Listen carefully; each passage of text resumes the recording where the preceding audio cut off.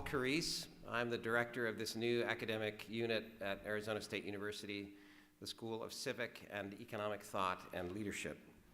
And on behalf of the faculty and staff of the school, I'm delighted and honored to welcome you to this conference. It's the 6th event in a year-long series of lectures entitled Free Speech and Intellectual Diversity in Higher Education and American Society. The school is co-sponsoring the entire series of events with two Arizona State University partners, the Cronkite School of Journalism and Mass Communication and the Sandra Day O'Connor College of Law. On the front of your program, you can also see the other partners and sponsors we have for this event, including the Jack Miller Center, the James Madison Program in American Ideals and Institutions at Princeton University, and as you can see from the cameras around us, Arizona PBS. We're delighted to have gathered such a distinguished group of scholars, writers, and university students to speak at this conference over the next 2 days on two different campuses of the university, today on the Tempe campus and tomorrow at the new law school facility in the downtown campus. The School of Civic and Economic Thought and Leadership is convening experts on free speech and intellectual diversity, and also a broader array of civic and intellectual leaders in American life to explore the wave of heated debates and clashes on American campuses about freedom of speech, civility, diversity, and inclusion. Recent episodes of violence, coupled with the widespread concern about a narrowed range of discourse on many campuses, are vitally important issues for educators, but also for American politics and our civic fabric. These university episodes reflect and reinforce the angry polarization that has grown in American life in recent years. Our school thus will collect all the presentations from the entire year's events, the individual lectures, the dialogue events, and this 2-day conference into a published volume. And as I mentioned, we're also very happy to be collaborating with Arizona PBS on recording all of the events. The video of all of our events is available on the school's website, and then Arizona PBS is producing a series entitled Free Speech Challenge of Our Times, based on their editing of each of these events.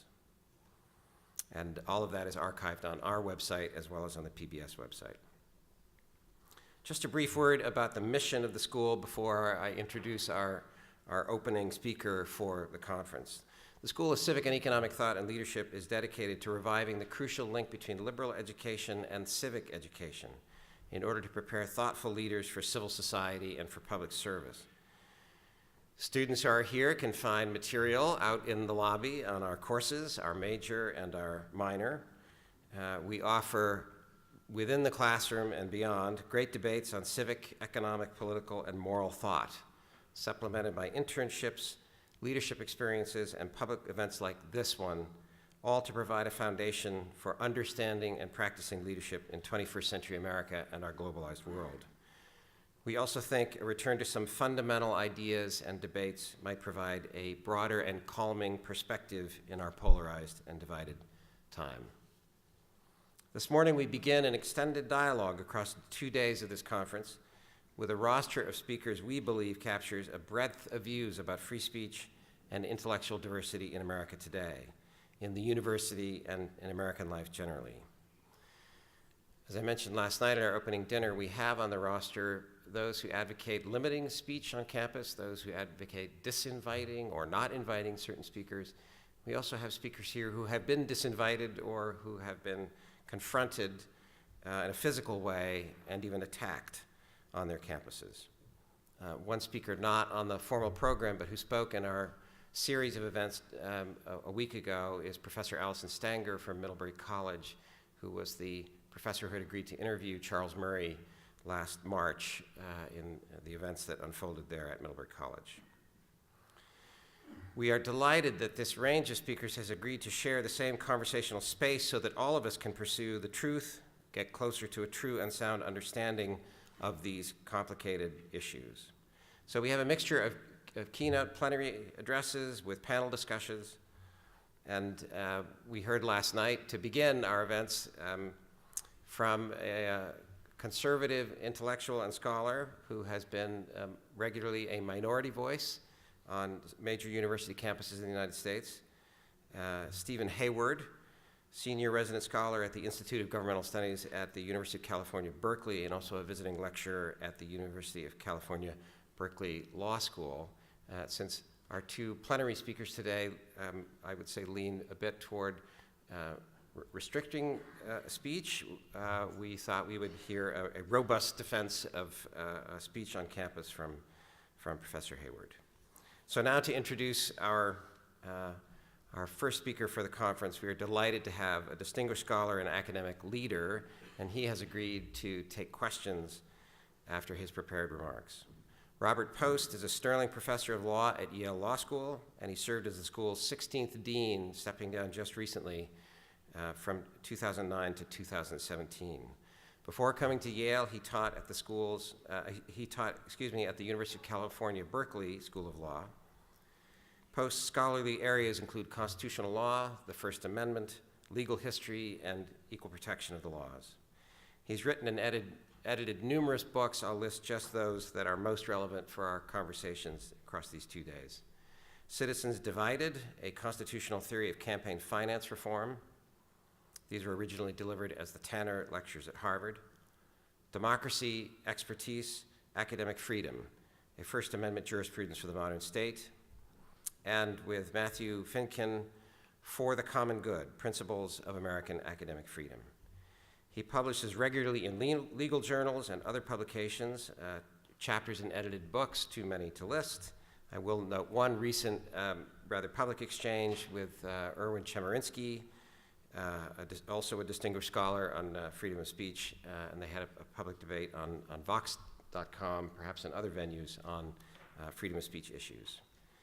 Professor Poste is a member of the American Philosophical Society and the American Law Institute, and a fellow of the American Academy of Arts and Sciences. He's a former member of the Board of Directors of the American Constitution Society. His remarks this morning are the classic First Amendment tradition under stress, freedom of speech, and the university. Please join me in welcoming Professor Robert Poste.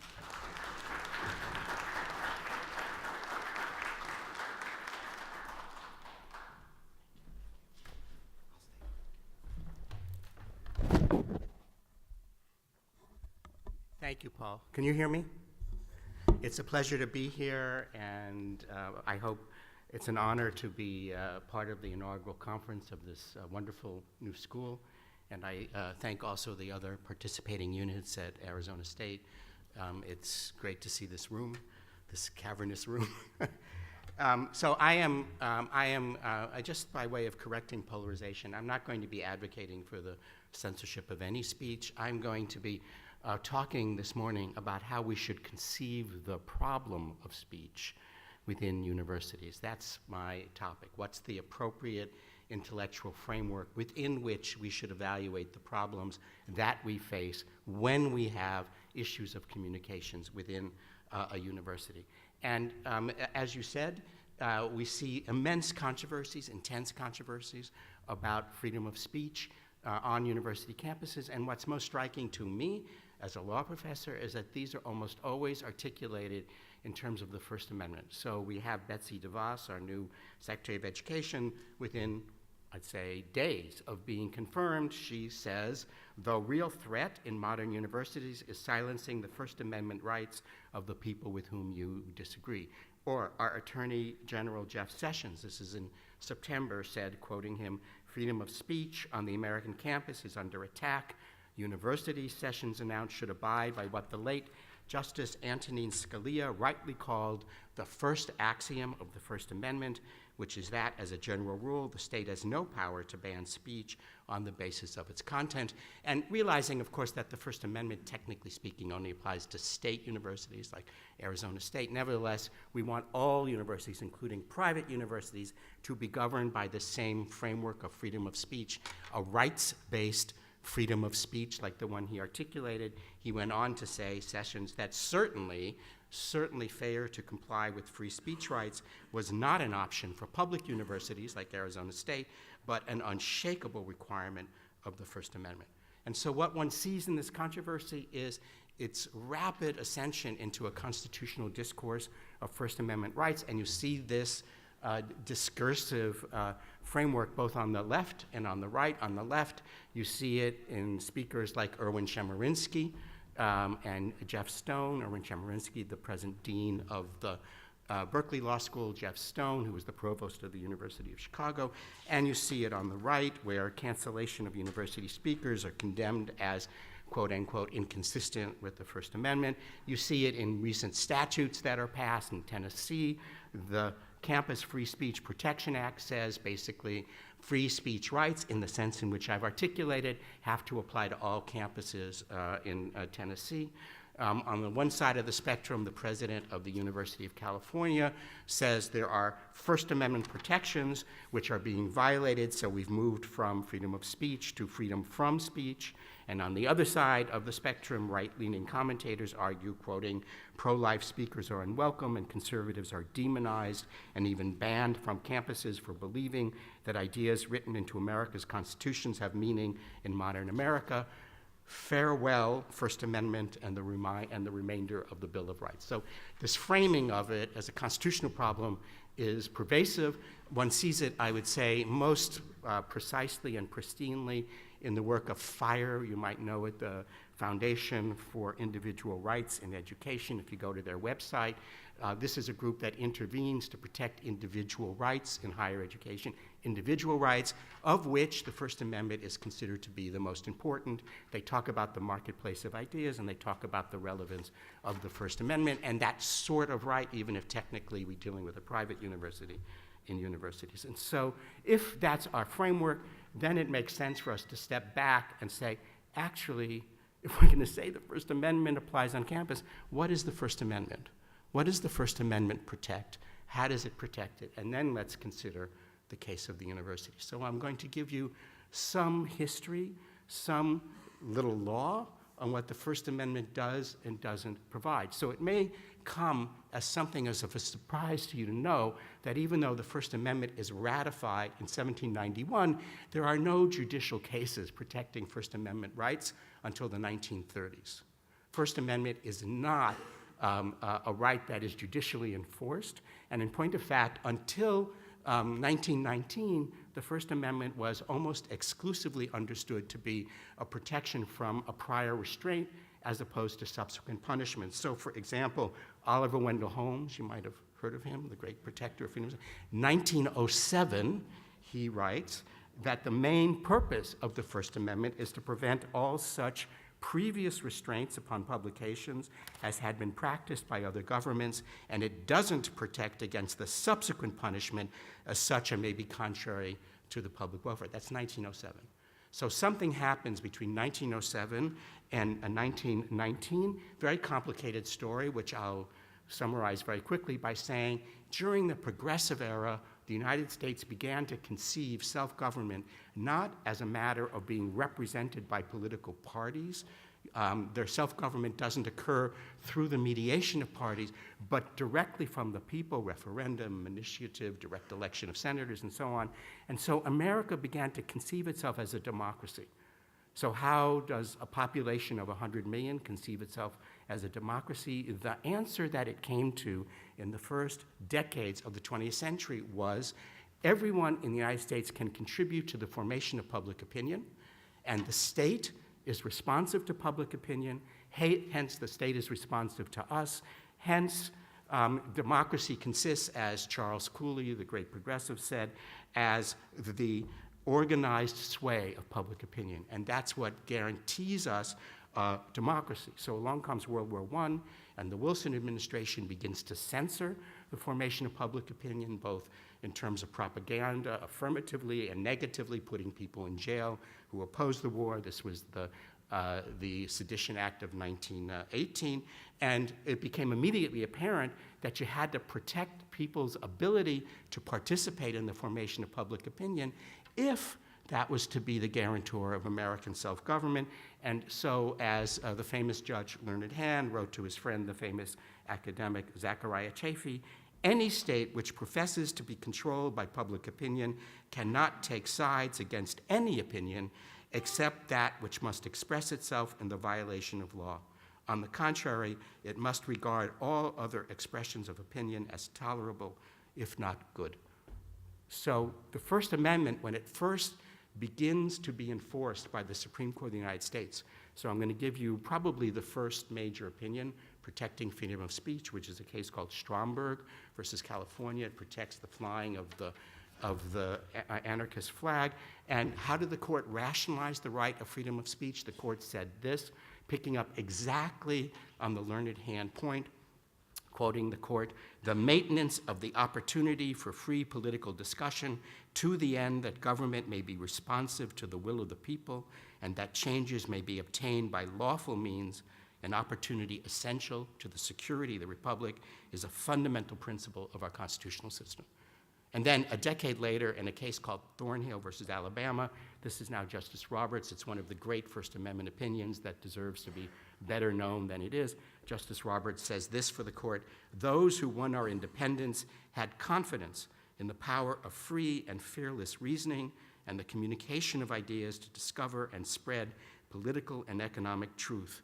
Noxious doctrines in those fields may be refuted and their evil averted by the courageous exercise of the right of free discussion.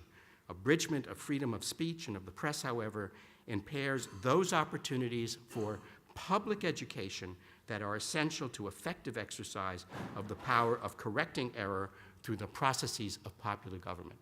Right? So what's being protected is the ability to participate in the formation of public opinion to the end that the government may be directed by we the people, and we may be a democracy. And First Amendment doctrine takes off from the 1930s. It's a relatively recent doctrinal development, and there are many, many rules in the First Amendment. Fred Schauer, one of the most eminent writers, scholars of the First Amendment, analogizes it to the tax code. You know, I could cite you endless epicycles, but I'm going to give you 3 rules now, which are pretty fundamental to the First Amendment. That is to say, if you don't see a court enforcing these 3 rules, you do not see the classic First Amendment. It is not a First Amendment issue if these 3 rules are not relevant. For rule number 1 that has developed in the years since 1931, rule number 1 is the state, in regulating speech, in regulating the kind of speech necessary to form public opinion, cannot engage in viewpoint discrimination or content discrimination. It can't do that. Rule number 2 is that all ideas are equal from the point of view of the government. The First Amendment, to quote the court, recognizes no such thing as a false idea. And this is often subsumed in the idea of the marketplace of ideas, which Holmes advances in his famous Abrams dissent in November of 1919. Rule number 3, the state can't compel you to talk. It can't make you take an oath to a particular view of the government. It can't make you support a political candidate. It can't force you to speak up in the formation of public opinion. These are very stringent rules, but the court has created these rules in order to ensure that the First Amendment is, in its words, the guardian of our democracy. Now, that's a very peculiar, paradoxical thing, because, of course, what does the First Amendment do? It prevents legislatures from enacting majoritarian legislation. So in what sense is it the protector of our democracy? The answer is this: we live in a democracy if we're free to form public opinion and if the government is responsive to public opinion. And these 3 rules are supposed to articulate what it means to be free to participate in the formation of public opinion. And how do they do that? Well, rule number 1 against content discrimination says that we, the people, in our participation in public opinion, set the agenda for government. The government doesn't set the agenda for us. If there were content discrimination, if there were viewpoint discrimination, the government could set the parameters of what public opinion is and isn't, and that would reverse the order of priority. The priority is we set the agenda through public opinion for the government, not the reverse. That's what the rule about content discrimination is supposed to do. And what about the rule about all ideas being equal? Well, that rule depends upon political equality, the equality of all democratic citizens before the state. And that evinces the thought that John Rawls once articulated. He said that in public debate, there are no experts. A philosopher has no more authority than any other citizen. So the premise of the equality of ideas flows from political equality, not epistemic equality. It's kind of silly to say that all ideas are equal. Some ideas are stupid and some ideas are smart, but the idea that we're all equal and therefore our ideas should be treated equally because politically we're equal and I protect your speech because of your political equality, that makes perfect sense. And the third rule, protecting you against compelled speech, is supposed to mean that the government is responsive to me. The government can't be responsive to me if the government is making me say things I don't want to say. If the government is making me say things I don't want to say, then I'm not going to get the feeling that the government is responsive to my views. And that rule protects that aspect, the responsive quality of public opinion. That's the classic understanding of the First Amendment. It protects the forms of speech which the Constitution views as necessary to form public opinion. I'm going to call that public discourse. And these three rules define the essence of what it means to be in public discourse, because when you're a citizen in public discourse, you're a sovereign. You are directing the government. You are therefore, in the classic sense, autonomous. You're the ruler, and you're telling the government what it should do. But the interesting thing about a democracy was noted a long time ago by Alexander Meiklejohn. Alexander Meiklejohn famously said that in a democracy, quoting him now, the governors and the governed are not two distinct groups of persons. There is only one group, the self-governing people. Rulers and ruled are the same individuals. We, the people, are our own masters and our own subjects. So we're both autonomous, we set the rules, and we're governed by the rules that we set.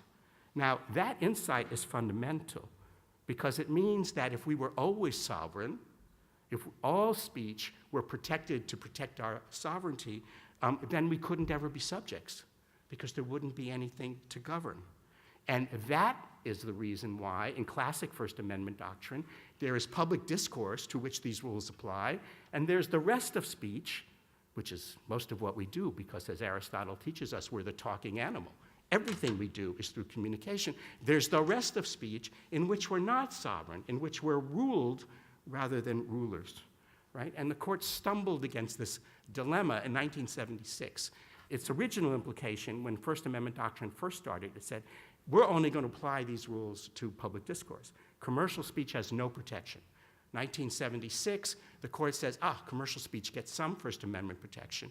But if they extended the same First Amendment protection, if we were sovereign in the commercial area, which occurs actually through speech, through advertising, through contracts, through offer, acceptance, et cetera, it's all communication.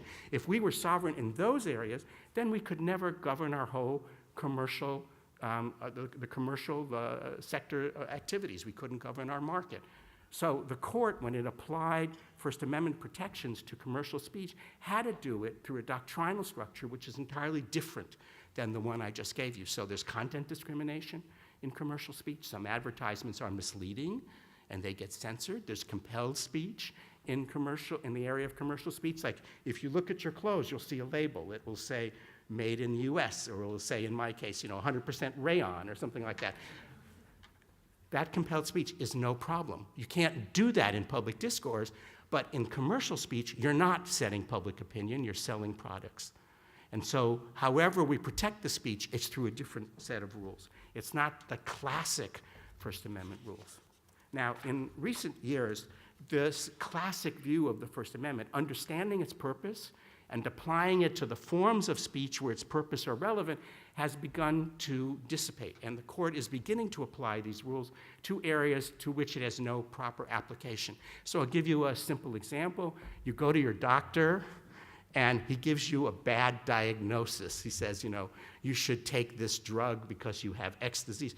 Turns out he's wrong, but it happened through speech, and you sue for malpractice. Is there a First Amendment problem there? Can he say, as Oliver Wendell Holmes said in his famous dissent about speech, well, my advice to you is an experiment, is all life is an experiment, lump it? No, can't do that. Malpractice, no constitutional defense. And yet, we have a recent Third Circuit decision where the speech of physicians were being regulated about whether they could do a certain kind of therapy. The court says speech is speech, and it must be analyzed as such for purposes of the First Amendment. When you see a court say something foolish like that, you know you're in trouble, because if you take that language literally, every malpractice case, for every lawyer, for example, because all lawyers do is talk to their clients, becomes a constitutional question, which cannot be right. It cannot be right. So when we think about the classic First Amendment and its rules, we have to think simultaneously, one, about its purposes, and therefore the domain of speech acts to which those purposes are properly applicable. And I'd like to take that insight now to the university setting and see where we are with the university setting. We see everyone talk about the First Amendment, but when we see people who are in the university, people like me, who are professors when I'm teaching, or students who are here when they're studying, are they here as sovereign citizens? Am I as a sovereign citizen? No. I'm here to fulfill the functions of the university. I'm here to teach. I'm here to create knowledge in my role as a professor. The students are there to learn. So they're not there to create public opinion. They're there to teach, to learn, to create knowledge. And so it would be very surprising if it made sense. It made any sense at all to apply the three classic rules of First Amendment doctrine to the context of the university. And just to be very simple-minded about it, just take students in a classroom, right? Is there content discrimination in the classroom? You betcha. You know, if I'm teaching constitutional law, my kids are not going to be talking about, the Winter Olympics. They're going to be talking about constitutional law. Are all ideas equal among my students? There's no such thing as a false idea? Of course not. And you know what we call that? Grades, right? We evaluate. The whole point of education is to distinguish good ideas and better ideas and bad ideas. That's how you educate, is you instill that form of discrimination. And can I make my students talk in class? What do we call that? Exams, right? We do that all the time. And that's not a constitutional problem. And that's not a constitutional problem in a public university or a private university. Or consider other First Amendment doctrines. In public discourse in the United States, not in other countries, but in the United States, we do not let the state regulate speech because it's outrageous or racist or abusive or anything like that. But no student can call another student racist names in my classroom. I don't permit it. And why not? Because it's inconsistent with the educational function of the classroom.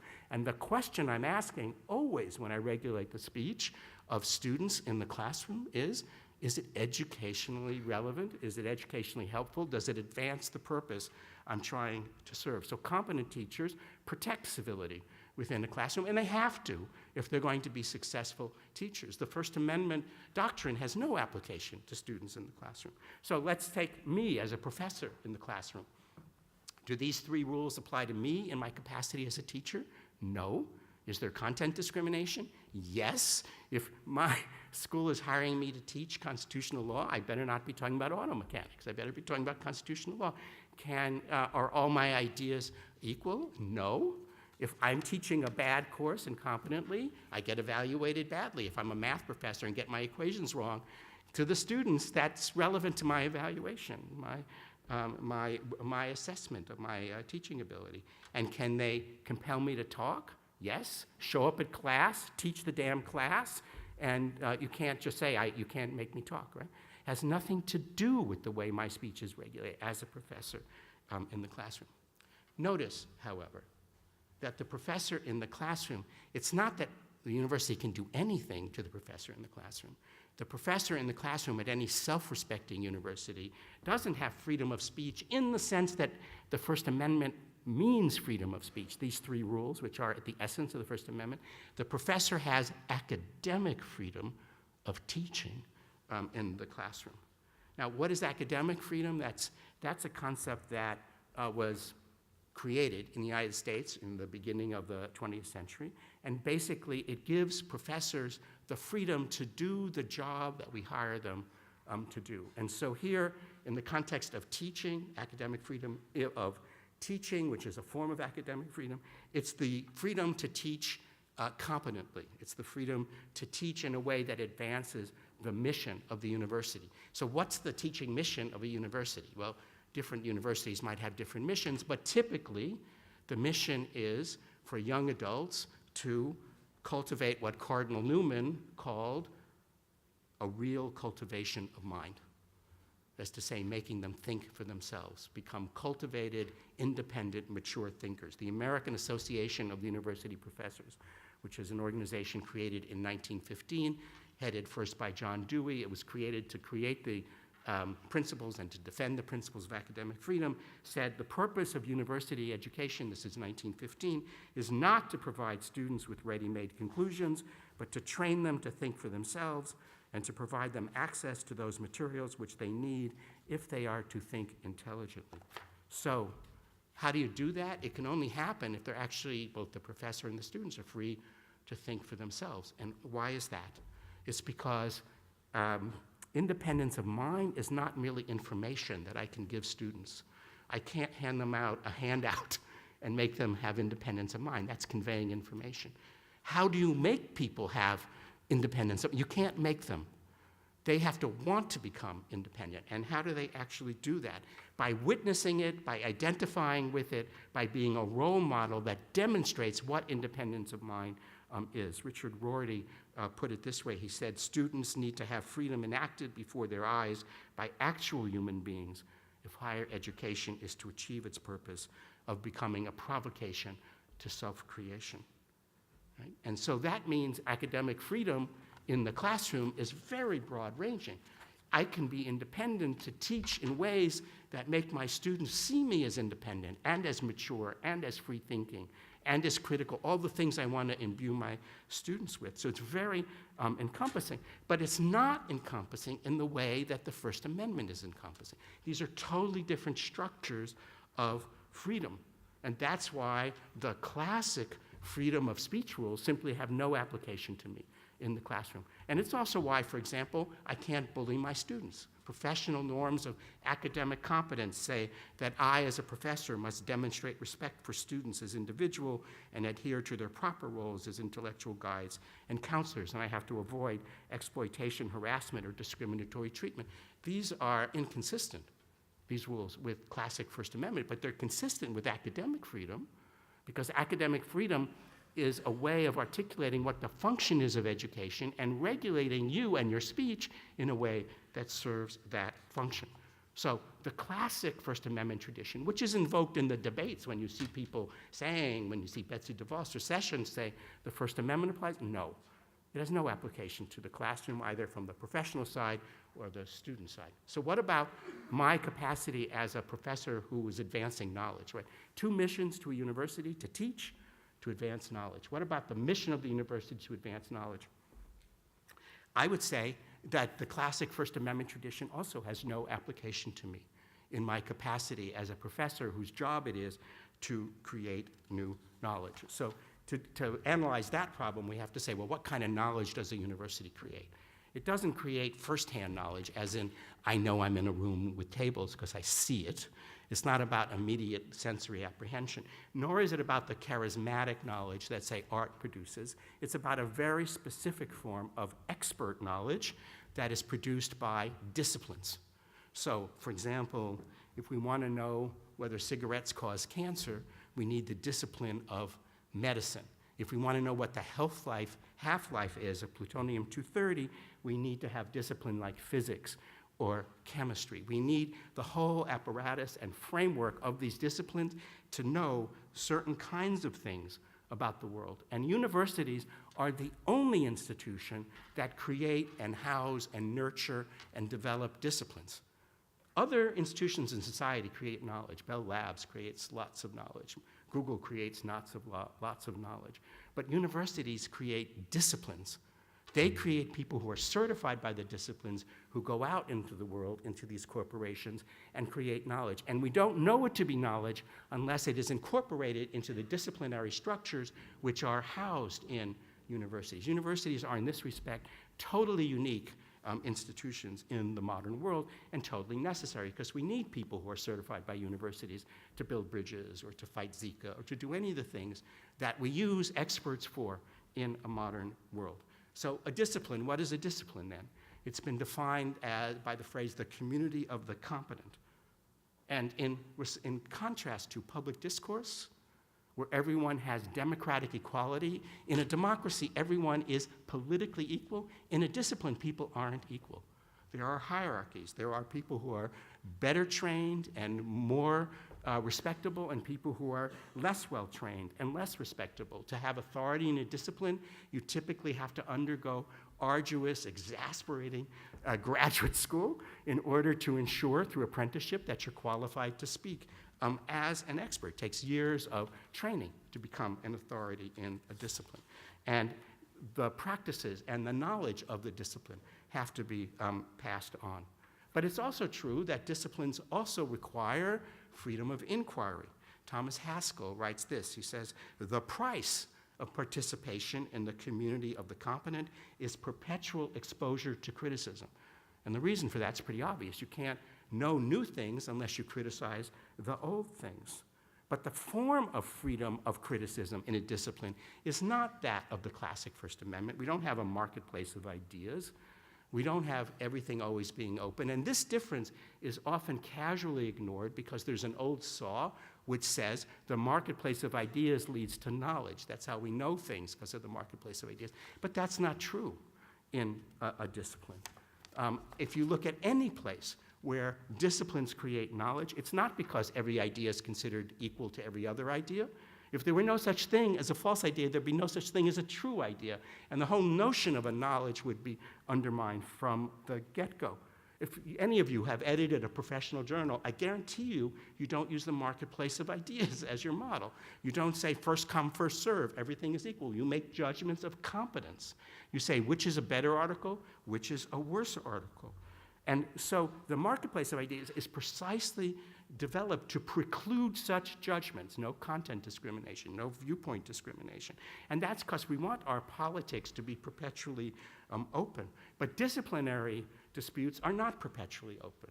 They're open, they're closed, they're open, they're closed. They have a rhythm about them that is different than the rhythm in the marketplace of ideas. Disciplines live in the tension between criticism and openness and closure, and we know this versus that. Any discipline which didn't allow criticism would wither and die. Any discipline which only allowed criticism and didn't know anything would dissolve into anarchy and chaos. So, of course, when we think about the three classic rules of the First Amendment and apply it to my role as a researcher, we see that none of them apply. Does the university apply content discrimination when it hires professors? Of course it does. It hires in areas which are viewed as necessary to the advancement of knowledge. It doesn't hire astrologers. It doesn't hire things which it views as not knowledge. Does it engage in content and viewpoint discrimination when it gives grants? Yes, it does. Right? Are all ideas considered equal when you're hiring a researcher or evaluating a professor? No. Professors who deny the Holocaust do not get tenure, because the judgment of tenure is a judgment of competence, and universities always engage in judgments of competence of professors, which, of course, the First Amendment rules would prohibit. And do universities make professors in their academic role speak? Do you know what that's called? Publish or perish, right? Of course. They hire us as experts, so we have to demonstrate our expertise by actually saying something. So this rule against compelled speech is not applicable to me in my role as a researcher. So the classic First Amendment tradition is actually a terrible guide to the way that speech, the professional speech of faculty, is controlled. But of course, I do have academic freedom in my capacity as a researcher, in my capacity as someone who advances knowledge. But what is the academic freedom? If we go back and look at the Declaration of Principles on Academic Freedom, the 1915 document, it defines that as the freedom to pursue the scholar's profession according to the standards of that profession.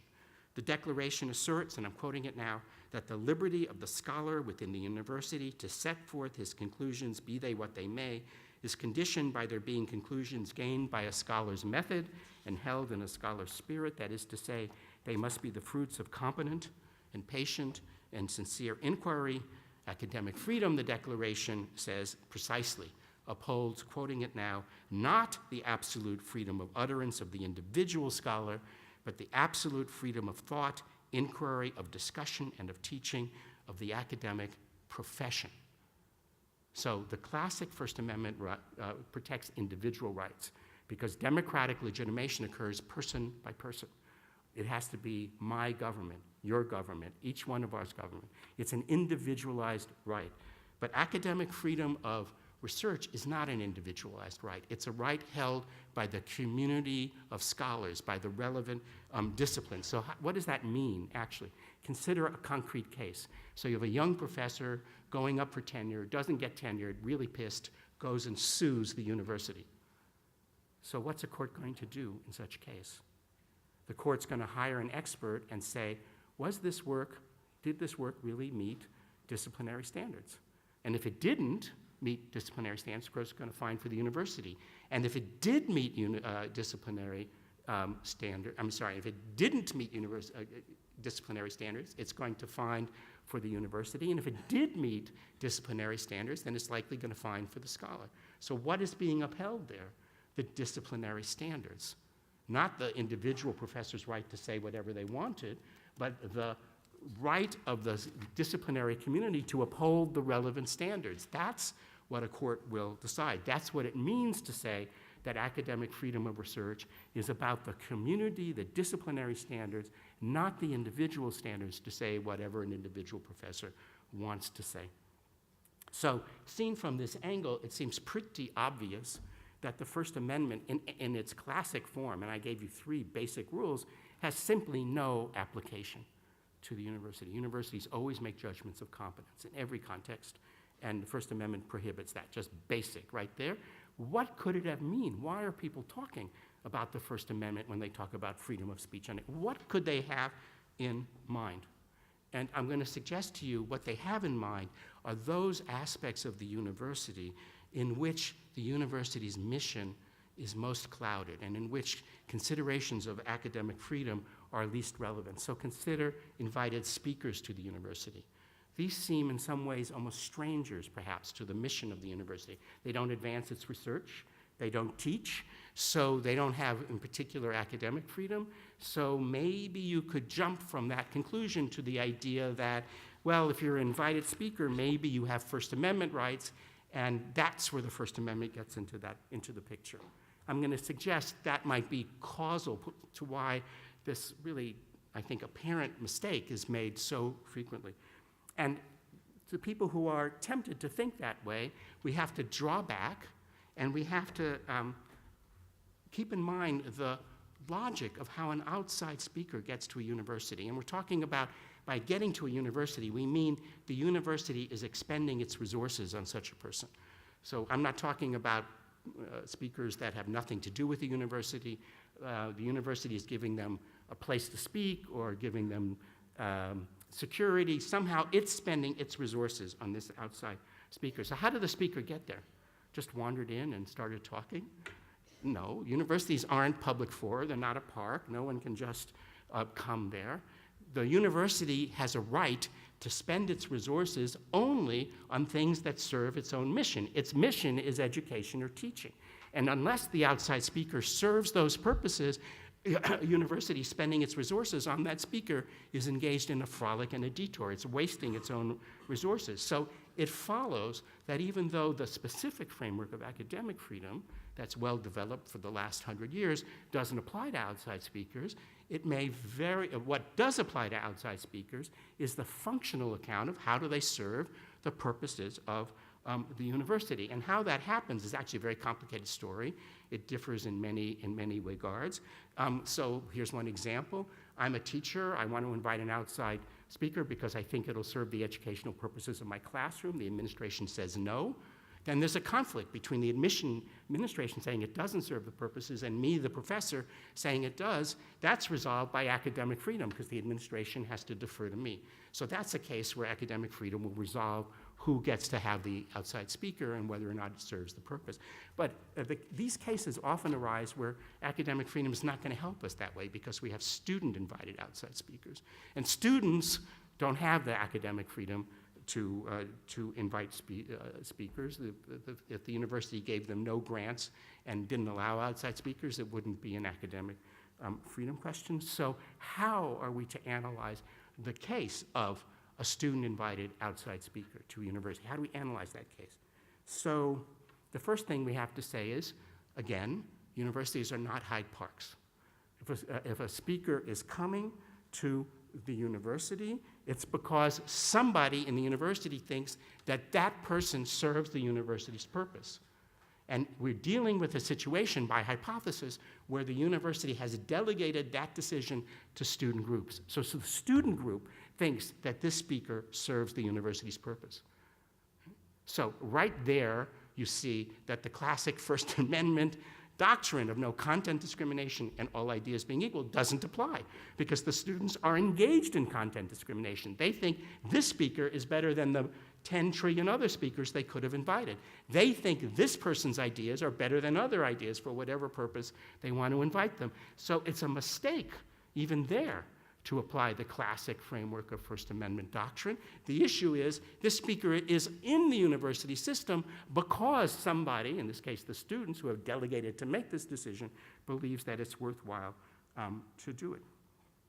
And that means, it follows from that fact, that insofar as the speaker is there because it's serving the educational purposes of the university, when does the speaker cease to serve the educational purposes of the university, all things considered, including the policy of delegating to students? That's going to be the question.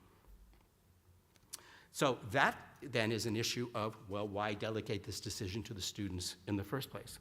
How does it serve the university's mission to delegate these decisions about who to invite to students? And I'm going to suggest to you right at the outset, when you look at this controversy, you see that question highly under-theorized. Namely, why is a university telling student groups they can do it? Is that because they want the students to learn things that the faculty can't teach them? Is that because they want students to become mature by having the responsibilities of making final decisions? Is that because they want to create on the campus a situation that looks like public discourse where all sorts of diversity of opinion are there and students should learn to deal with? These are different educational rationales for delegating them. And as we evaluate those rationales, so we shall evaluate how the university and when the university should intervene when you have controversies about these student-invited speakers, because different controversies will intersect with these rationales in a different sort of way. Now, notice what I've done. I've said this is not a matter as to which rights is going to help us solve the problem. What's going to help us solve the problem is educational philosophy. What do we want to achieve for our students, and how does this structure of decision-making help or hinder that mission? I think everybody in a university wants to create students who are able to hear views that they disagree with or find outrageous or offensive and deal with them rationally. A situation of rights is, we create a situation of rights in public discourse because we have no choice. In a democracy, we have to live with each other, and we need rules of the game. A situation in a university is dynamic, because by hypothesis, we're dealing with people who aren't mature, and we're making them mature, and so we have to think of how to effectuate that process. And rights is not an educational philosophy. An educational philosophy is a philosophy that tells you how you set persons in motion, how you bring them from point A to point B, and that's what we need to think about in these cases. And that's a substantive discussion that is well worth having, which is why I started off by saying I'm not coming in one way or another. Now, I've talked to you now about universities in general. What about public universities? Just to conclude this, well, of course the First Amendment applies to public universities. Everybody knows that. The question is, what do we mean when we say First Amendment applies to public universities? And the short answer to that is any state organization needs to be able to regulate speech within the organization to accomplish the mission of the organization.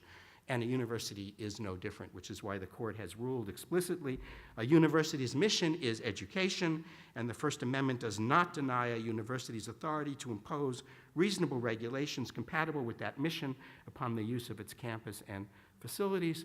It says, which includes the university's rights to exclude First Amendment activities that substantially interfere with the opportunity of other students to obtain an education. That has to be right. And no state university could function unless it could give grades, evaluate student ideas, evaluate the competence of faculty's research and so forth. All of these things which are completely incompatible with the classic First Amendment, no public university could survive unless it did it. And so whenever we say the First Amendment applies to a public university, we do not mean the First Amendment that Jeff Sessions was talking about, no content discrimination. We can't mean that. We have to mean the First Amendment applies in that the university can regulate speech as necessary to serve its mission, and then we raise the question of what that mission is, and that's a substantive issue of the philosophy of higher education.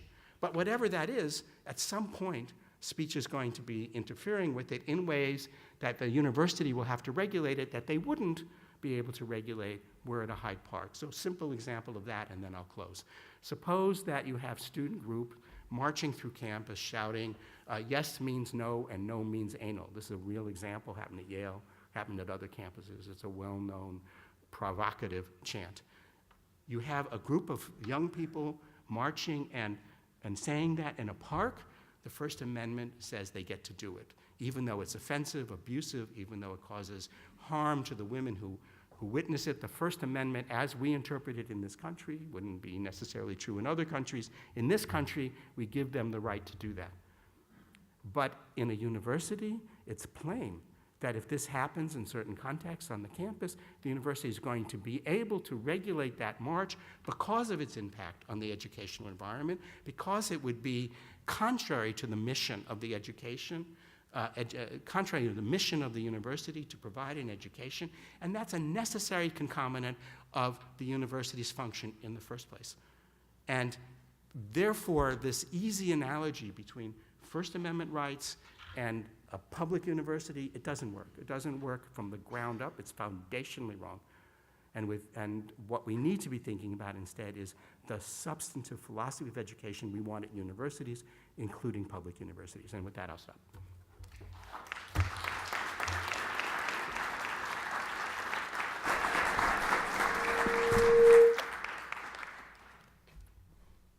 Thank you very much. That's a splendid setting of the table, as well as provocations for us to consider. So we have a microphone set up on this side of the room. If you would come up to the microphone, please, if you'd like to ask a question. Just briefly identify yourselves and comply with the concept of short questions in such a conference setting. So please keep it short, and please be sure it's a question. And here the professors are being very deferential and civil with each other as to who gets to ask the first question. They gave me ladies first, which is kind. Thank you very much for a brilliant opening to this conference. We couldn't ask for anything better. I have a comment and two questions. First of all, the comments on disinviting. I was struck by your comments on this with regard to what happened at Middlebury, where there was a definite double standard that involved ideology. In other words, the faculty protesting Charles Mary's appearance on campus were saying, well, he hasn't been peer-reviewed, so he shouldn't be allowed to speak on campus. Yet Ta-Nehisi Coates, who has not been peer-reviewed either, of course he should speak on campus. So I wonder if you might comment on the ideology. But then two substantive questions. You mentioned that something changed between 1905 and 1930. I found your remarks on that fascinating, but I was thinking of something very different as a scholar of international politics, namely that you also had the Bolshevik Revolution in that period, which produced this state that was bent on subverting the constitutional order. So if you'd comment on that. And finally, sorry about this, but it's just so interesting that I can't stop myself. I wonder if the mission of the university that you mentioned, being to teach and to advance knowledge, can be reduced to providing an arena for truth-seeking. For truth-seeking. For truth-seeking. Does that capture what you mean? So 3 things to comment on. Good questions. So the first question about the bad faith implementation of university regulations seemed to be just that, the bad faith implementation of university regulations. That's not a First Amendment issue or not, and it's not Murray's First Amendment right to be there. That is irrelevant. What's relevant is the university's implementation of its own policies. And for what reason is it making this change, and can it be justified under the grounds for the purposes for which they have the rules in the first place? That's how I would analyze that problem. And it would be inherently suspicious if they implement the rules in two different ways for two different speakers, and the only difference being ideological content. That seems to me plain enough.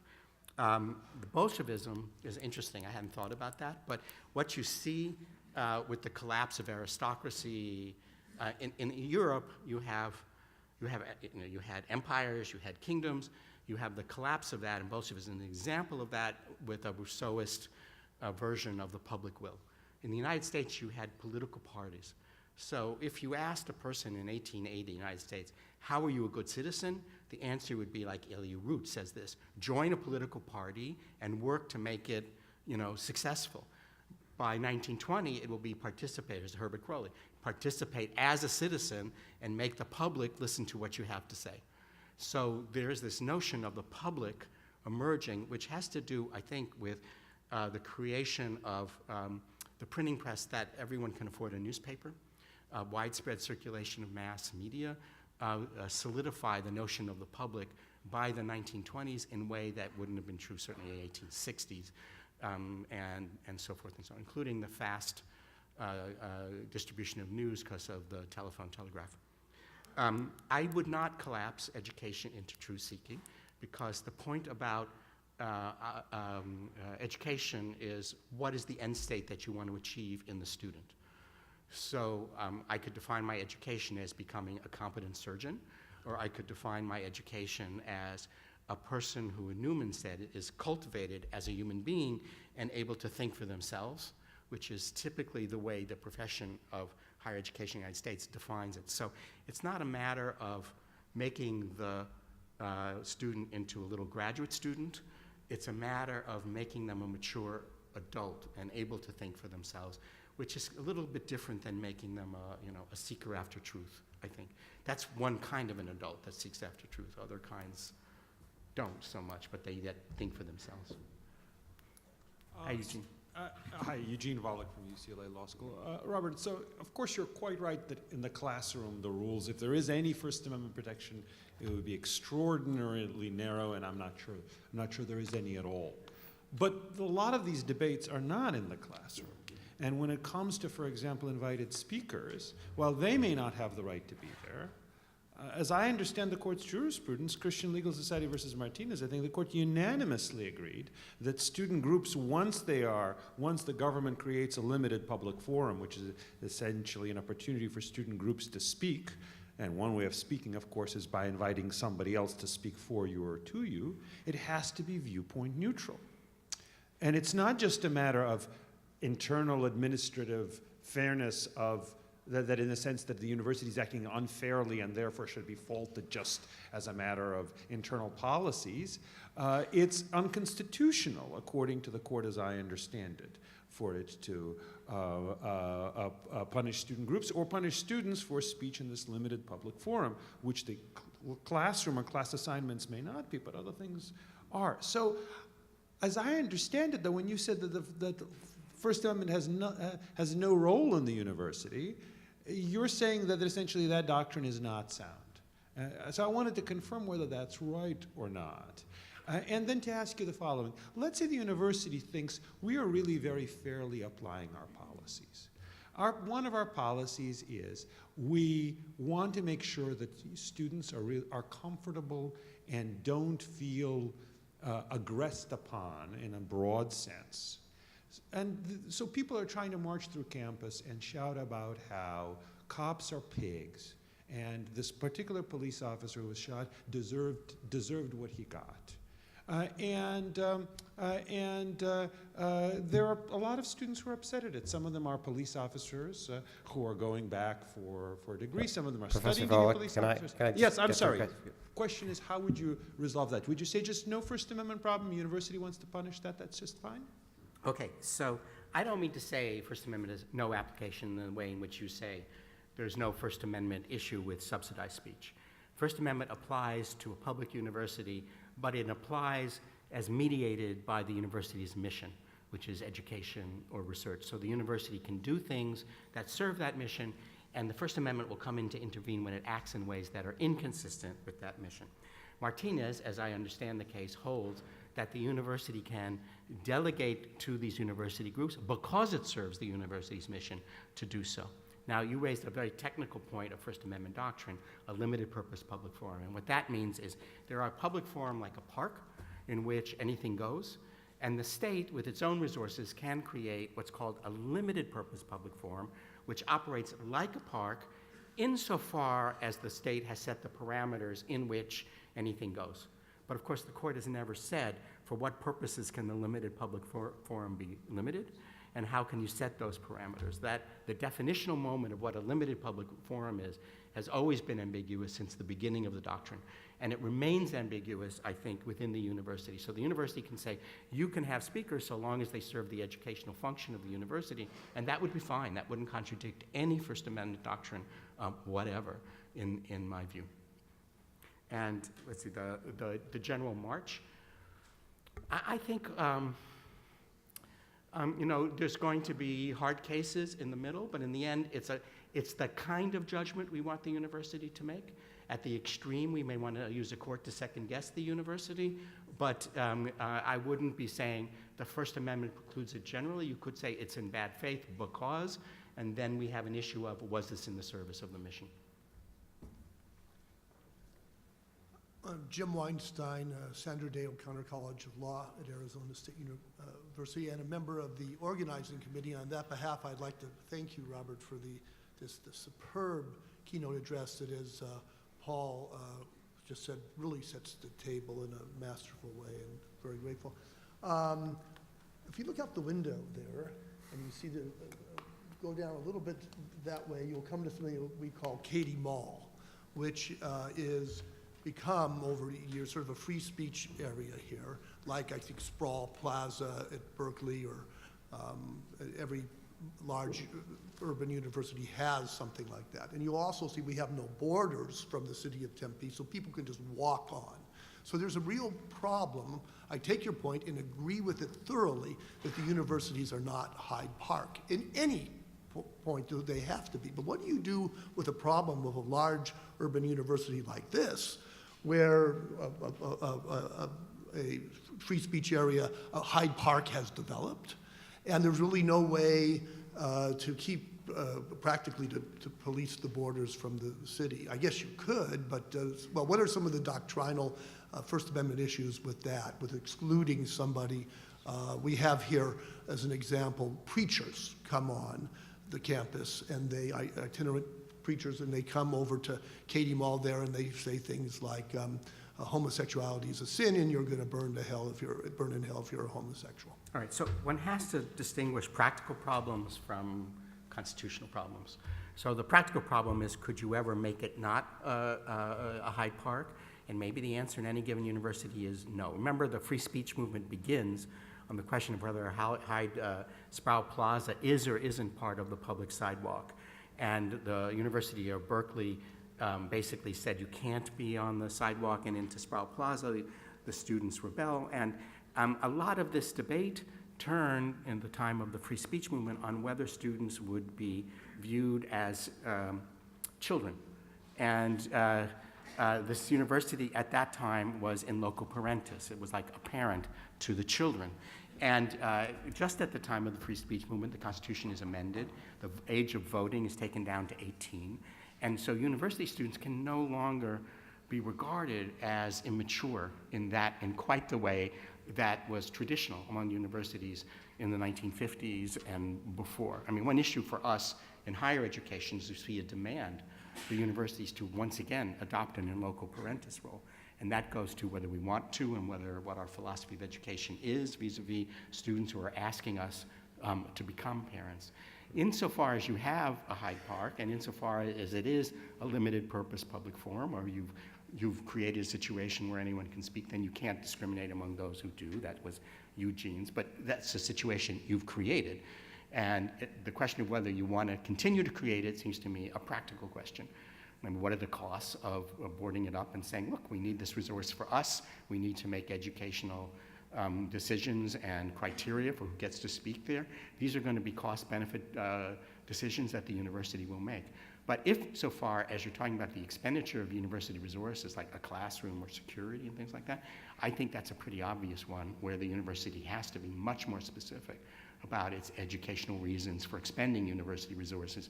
You're trying to postulate, you do postulate a situation where it costs the university nothing to have somebody come in and talk. And that's, again, that's a marginal case so far as I'm concerned. Okay, I'm not sure we'll get through everybody in line. We'll try, but if we could be rapid fire with posing the question and answering it, see if we can get through a few more time we have. Do you want to do several and then I'll answer all? Let's just try and be brief Okay. back and forth for a Okay. few of these and see how that works. I'm Catherine Zuckert. I'm a political theorist from Notre Dame, not a lawyer. So first, thank you for the clarity with which you distinguished academic freedom from First Amendment. I have questions about both sides of your analysis. They don't seem to me to fit the facts on the ground. So with regard to the First Amendment and all ideas being equal in the marketplace of ideas, fake news and fact-checking and the well-documented effects of the media on public discourse don't fit that model. That would be one. And so it seems to me there are problems with the law. And then you gave a very strong endorsement of the university as a place that's seeking to advance knowledge, and the way this is done is through disciplines. I'll just say, okay, so Richard Rorty's argument that these communities police themselves, but you know as well as I do that disciplinary standards change. And in the meantime, disciplines can be very insular. There are arguments among them as to what makes a good sociologist or economist, et cetera. And that didn't seem to me to be incorporated in your argument. Good. So the fake news is actually an example of all ideas being equal. It's because there's no such thing as a false idea, hence you can't make the judgment between fake and not fake. So First Amendment is actually quite compatible with this phenomenon, unfortunately. First Amendment doctrine is like postmodernism, I mean, from this point of view. Second, as to disciplines, yes, they do police themselves. They have these qualities, but the bottom line is it's elephants all the way down, since we don't have direct access to the noumenal truth. What we have access to is the disciplinary community. This is Charles Peirce, and I'm going to be a very brief anecdote. I was the chair of the Academic Freedom Committee at Berkeley for many years, and I once had a complaint where a professor came to me from the architecture school, and he said his academic freedom was being violated. Why? His work was new and a paradigm shifter, a la Kuhn. It was so new that students should be able to major in him alone, his work. And the rest of the architecture department said, what are you talking about? And I was like, so what am I supposed to do as a judge? And that I have to refer to the role of architects, you know? And as Bernard Williams says in his book, sometimes you're going to look foolish and get it wrong, but mostly you're not. You know, the times where the disciplines get it wrong, it happens. It's rarely happened, but in any way, we have no alternative but to trust if we abandon the community, then we have no way of judging, and we have no way of certifying, and we need those things. So. Hi, I'm Jeremy Waldron from NYU. Robert, I'm a great fan of Max Weber and the concept of ideal types, and I've never heard the ideal type of free speech in a democracy on the one hand, and the ideal type of academic freedom set out so clearly and so thoughtfully as in your speech, so I thank you for that. But here's the point about Weberian ideal types. We don't just study the ideal types each in isolation from the other. We look at the ways in which they intermesh. We look at the ways in which each provides an environment for the operation of the other. And that's what I was yearning to hear towards the end of your presentation. Do you think that the notion of academic freedom is going to operate differently in a free speech society than it will operate in a society that is not dominated by democratic free speech? And you could ask it the other way around. Do you think that free speech in a society at large, in a democratic society, will operate differently in a community that is not distinguished by the development of strong universities and strong truth-seeking? That was what I wanted to hear, and I think it goes back to some of the things that Eugene raised, some of the things that Jim Weinstein raised. If we have a semi-permeable membrane around the university, so it's not just like General Electric or some vast private organization, and people are coming onto campus and going off to campus, don't we have to think about the interpenetration of these ideas? That's a really good question. I would not think of the interpenetration in the metaphor of geographical space. the way you do coming onto campus or not. I think about it more as the culture in which professors live. And it's plainly going to be true that in a free speech culture, professors are going to feel more emboldened to challenge within their own disciplines, where they'll be subject to these kinds of evaluations, than in a society where they're not free to talk outside. And the best evidence we have that this is true is, in classic academic freedom, this is since 1915, there are 4 kinds of academic freedom. Freedom of research, which we've talked about, freedom of teaching, which we've talked about, freedom of intramural speech, which is freedom to criticize the university, which we haven't. But the most important one that we haven't talked about is freedom of extramural speech. And this is the freedom of a professor as a citizen to say what's going on in the general public. Why this has been a matter of academic freedom is a puzzlement from the beginning. No one really understands why, because by hypothesis, this is not related to your academic work. So this is the case, real cases that I've dealt with on Committee A in the AUP, of like the electrical engineer who criticizes the Iraq War. It's not coming out. So there are many hypotheses about why this might be true, like the Noam Chomsky problem. When he speaks about Israel, is he speaking as an academic or something else? How do you think about what or could it be that the university doesn't want to be responsible for a professor's speech, no matter what it is, because they can't be responsible for a professor's research? So there's a number of ways to conceptualize, but the best way, which I do in my writing, is to say, if the professor feels the chill of being regulated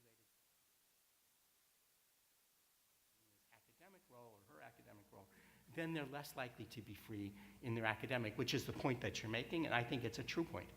And so we want to create a kind of culture of freedom, and that's why this form of academic freedom has flourished. But it's an example of what you're saying. Okay, I think at this point, I'll ask our 3 last professors to just briefly get a question on the floor for the whole community of conversation here, and Robert, just choose. Okay, and we have time in the coming days to Which continue. Paris gets the apple? Not Paris, I'm Stoner from Louisiana State University. Given that those 2 ideal types, which I'll describe a little more severely, politics as protest, academics as expertise, doesn't that mean that you leave no role for civic education at the university? It seems to me, if you had described freedom of speech in its 19th century form, before the court got involved, as defined first by Madison, and if you define the university as Jefferson defines it in his report for the University of Virginia, then you have the possibility of laying a groundwork for civic education, because it's 2 different moments or aspects of how human nature is developed and develops and is unfolded. But you don't have it in this progressive paradigm that you laid out. And then Professor Downs. Well, first of all, thank you for coming. I learned so much from you, even when I might disagree to some extent. But I have 3 very quick questions or quick points. I agree with that fundamental distinction between the academic freedom realm and the free speech realm. And I think something's really lost in higher education if we don't maintain that. As Jonathan Haidt has said and others, the university is about pursuing truth. And that does require separating truth from falsehood. But do you not, and this sort of follows in the wake of previous questioners up here, separate the realms a little bit too much? 3 reasons. One is that if you come to a tenure decision and you base it on viewpoint rather than competence, which we know can happen, aren't we actually saying, well, we know that's wrong, and isn't that a fundamental classic First Amendment principle? So the First Amendment does come into play, I think, in that situation. 2, don't the realms actually interact more? I think Waldron got to this point as well. After Charles Murray was shouted down at Middlebury, what happened to discussions in the classroom? Did they become more intense and more vital, or were people afraid to say things? So actually what happens in one realm can affect the other realm. 3rd quick question or point for everybody. In principle, according to your analysis, even a public university could pretty much shut down the free speech realm, right? And just do academic freedom, because that's its core mission, with which I agree. But would you endorse that kind of university in terms of education? Okay, and Professor Weinstein, just. Brett Weinstein, formerly of Evergreen State College. Since I got dragged into the free speech debate about 9 months ago, I have been trying to convince people, especially my allies who are something like free speech absolutists, that the issue that we are facing on campus has almost nothing to do with the First Amendment. And I've had very little traction on that. I hope people will listen to you because you've laid the case out so well. And it's very important that we recognize that the overlap between what we are facing on college campuses and free speech rights is almost accidental. And I would push back a little bit on your hypothesis about why we are facing it. I think we are facing it because we don't have the proper tool to engage something new that we are facing. And First Amendment protections are a blunt tool at best, but occasionally useful in a discussion that we don't yet know how to have. So my question for you is, in light of the fact that we seem to be facing something new, and I would argue that that something has to do with a new emergent property in the marketplace, something that has happened in a technical environment that the Constitution was not built to protect.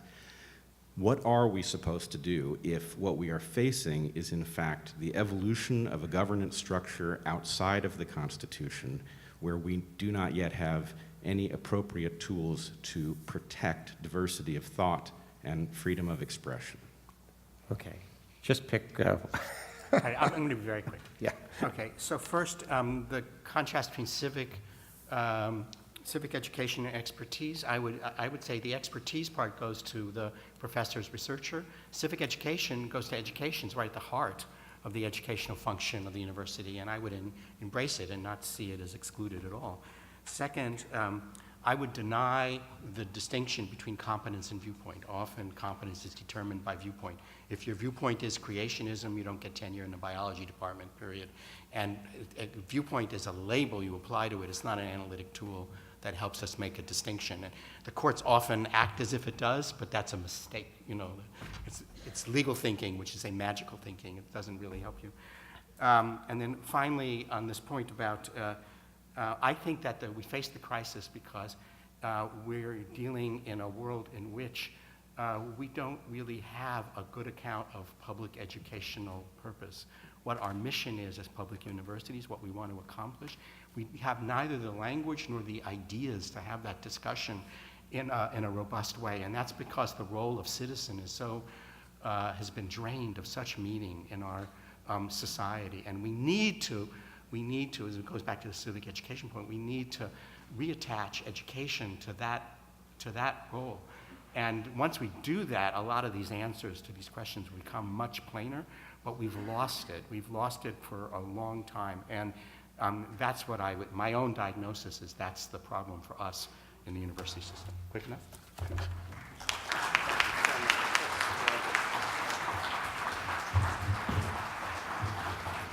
Well, we in the School of Civic and Economic Thought and Leadership are in the civic education task, so we're delighted to hear those closing remarks. I won't try to repeat what several of our questioners said, how grateful we are to Professor Poste for getting us started. I'm going to turn the microphone over to Dr. Carol McNamara, our Associate Director for Public Programs, to give us some directions about the lunch that is following. Unlike Plato's Republic, we have both a feast of ideas and we have some physical nourishment as well. But before I turn the microphone over to Carol, please join me one last time in welcoming and thanking Professor Robert Poste.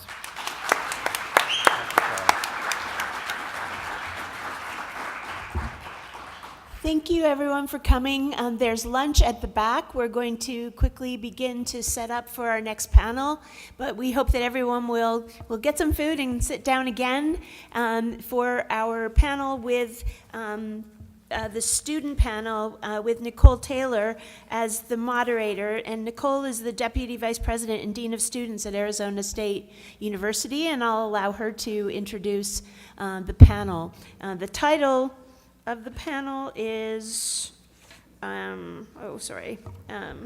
should have had that in front of me. Why do students need free speech? Exactly. Please, everybody go and get your food, and we'll set up the panel, and we'll start again at 12. Thank you.